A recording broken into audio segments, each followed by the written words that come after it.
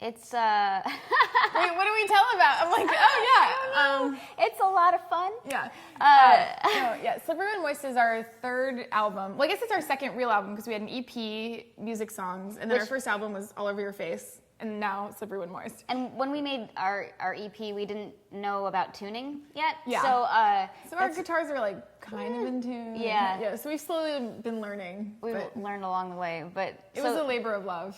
It was just us every single day making it. And I'll say Slippery When Moist is way more in tune than the first album. We can say that, so, yeah. It is in tune, mostly. And you're producing yourselves?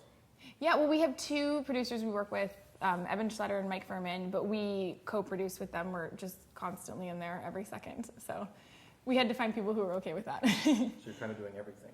Yeah, we just like to do everything ourselves.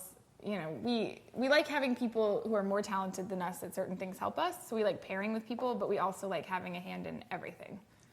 Yeah, I think we really want to make sure that our voice is heard the way we hear it in our heads. Mm-hmm. So it's really important for us to kind of make it our own in that way, you know? Yeah, because also funny always wins, which is hard for music producers because music people want it to sound the best. And we're like, yeah, that sounds great. Take that out and because we're like, this note steps on that joke or whatever. So it's always like finding, the funny always trumps musicality, which is a bummer, I think, for producers. But then when they hear it, they're like, yeah, that's better. It's a really, really fine line. Like you can go too far one way or too far the other. It can be too empty and then sort of not. You have to find the right mix. It's a lot of experimenting. Yeah. But we also, we have our favorite kind of sounds that make us laugh a lot too. So we often call it the Richard Marx piano. Yeah, we love the Richard Marx piano. Kind of like the Doogie Howser sound. Yeah.